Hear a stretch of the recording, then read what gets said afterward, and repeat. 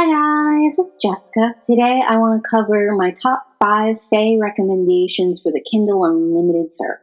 One of the things I like about Fae and fairy stories is that they're morally ambiguous creatures, and their exact look and nature crosses like a lot of boundaries and can go in a lot of different directions. You could have like light Fae and dark Fae, and they could literally associate with good and evil, or they could pretend to associate with good and evil, and we could come to find out that things aren't always as they seem. Or you could have a whole host of different Fae, like oftentimes elves and trolls and dwarfs and all kinds of different creatures like brownies and redcaps are all considered Fae, even though there are a bunch of different species that do a whole bunch of different things. And then we have a whole bunch of different names for Fae too. There's like the shining ones and the good folks and the travelers. There's a bunch of different legends associated with all those different kinds of Fae and fairy creatures. And there's a bunch of different ways to repel Fae, and there's the fact that Fae are associated with glamours. So what you see either in the fairy world or when you look at a Fae might not be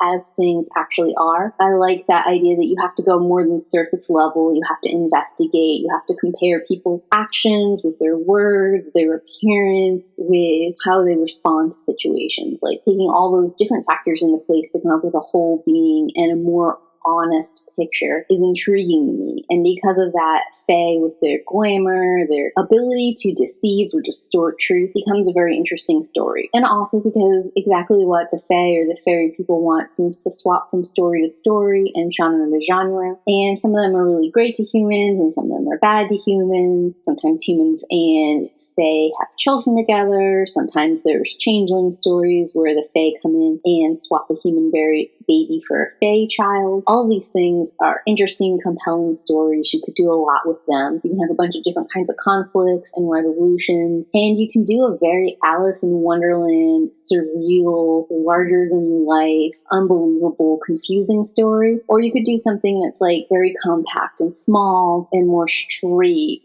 and honest as well. So I just like that they can go in all different kinds of dimensions, that there are a lot of different forms and appearances. There are many different mythologies. They can be really vicious or they can be really pleasant. And they can do all of those things in one story and still be consistent for what make up the Fae. I like that kind of ineffable, uncertain, wild card quality in characters. So with all of these stories that I found on Kindle Unlimited, they're showing at least one of these elements and sometimes all of these elements in Fae stories. The first one I want to talk about is Cards of Chaos by A.D. Jansen. This is actually a novella-length story. It's got an unlikely protagonist as sort of an unruly village woman / girl, she's in her late teens, that is sacrificed to a local Fae witch, shape-shifting god. It's unclear what he is, but she's sacrificing him to keep the village safe, and then it's about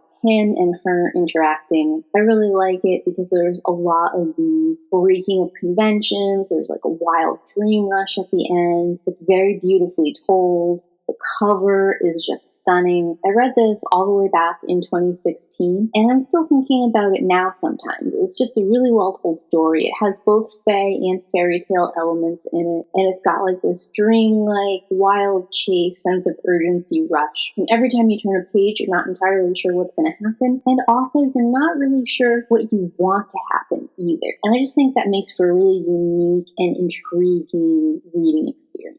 Next is going to be the Tree of Ages series by Sara Roethle. In the series, we start out with a tree that transforms back into a girl, and she's trying to figure out how to live in the world. All she can remember ever is being the tree, and she wants to go back to being the tree, and she picks up a lot of sidekicks along the way. One of the people that she meets in the first book is part of the fairy realm, and at first she's really intrigued. She believes that this person is going to help her find her way and is going to help her even for free. And he is a traveler in the traditional sense. He cuts a deal with her, and the leader tries to force her into doing things that aren't in her best interest. And this is really interesting because our main protagonist, Finn, she ends up traveling into the fairy world. She crosses back and forth. There's all kinds of fairy creatures. There's an open question of whether or not Finn herself is or was Fae at any point in time. And a lot of the monsters and saviors they meet throughout this story are Fae in some way, shape, or one. A lot of different fairy lore going on in these books. There's the traditional traveler character. There are fairies with wings. They have like a snow queen-like character who ends up being fae in some way. They have the tall elven stereotype fae involved. They have the more naturalistic, like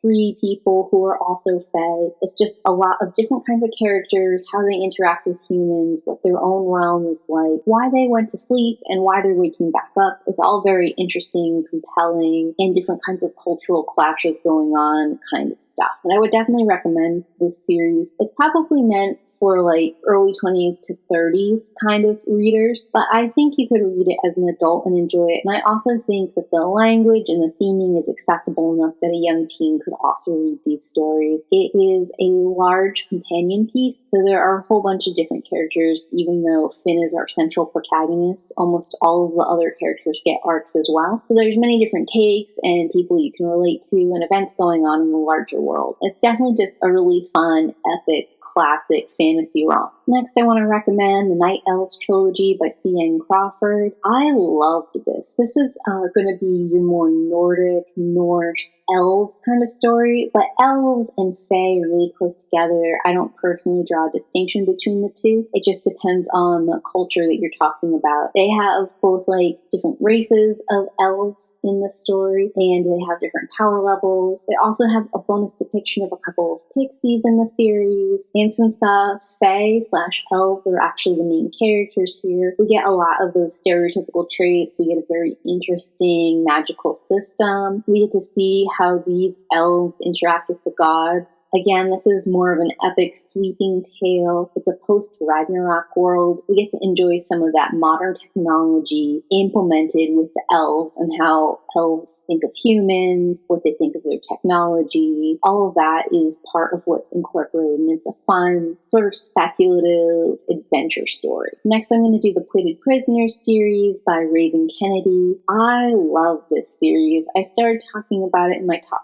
10 reads for 2020 here. I discussed the next book in my first quarter reads here. And in the second quarter reads, I discussed the third book. I also have a reading blog for the third book here. And this series has me so excited. I just found both the fairy tale elements, because we're talking about a King Midas retelling, along with how we mixed in fae elements to be really an interesting, compelling thing. This is sort of like a fantasy universe that has a human world and a fairy world. The bridge to the fairy world is gone, but we are discovering throughout the series that there is still fairy magic in the human world, and we're sort of exploring how it interacts, how much these creatures, the fae, do they still exist in this world? What do they look like? Are they dangerous? Are they friends? What kind of journey are we looking at? What are their powers? I'm really enjoying the different ways the fae manifest themselves in this story. I don't want to talk too much into detail with it, because talking too much about the fae element in this series is going to be a huge spoiler for the first book, and probably the second book too. But I would definitely recommend the Plated Prisoners series. It's very well written. It has a massive fae and fairy element in it. You just don't know it in the first book.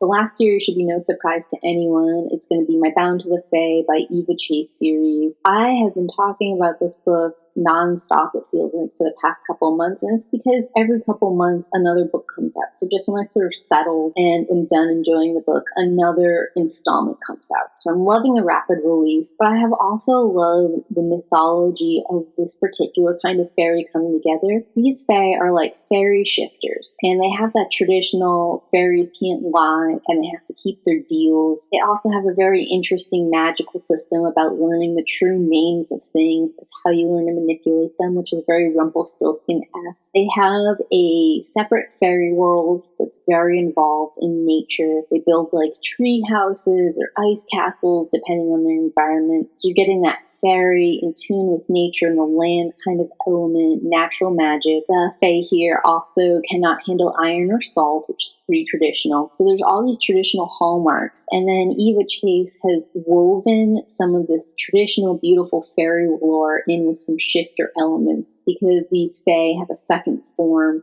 Some of them transform into wolves, some of them transform into crows, and some of them transform into mice. And this also helps designate the different courts of fae. So all of that is very interesting, unique, and dynamic. And I just think that if you're looking for those fairy main characters, you're going to have a fun time in this story. And that's going to be my 5 recommended Fae reads on Kindle Unlimited. I'm going to go ahead and mention a bonus read, which is going to be my own book, Follow Me, Tattered, also available on Kindle Unlimited. Our main character, Roxy, ends up catching the attention of a Fae who starts stalking her and trying to plan how to catch her. It's an urban fantasy with horror elements, and I think it captures a lot of fun Fae myths. There's the whole deal making. I focus very heavily on glamours. I also use the traditional Fae weakness to iron as their one sort of way to ward them off. I'm really proud of the book. I enjoy it quite a bit. It's a little bit different than these other 5 books I've mentioned because it does have some darker, more horror elements than I think any of these do. Have you read any interesting Fae or fairy style stories? If you have, give me the book in the comments down below. As always, keep reading, and I'll talk to you guys next time. Bye!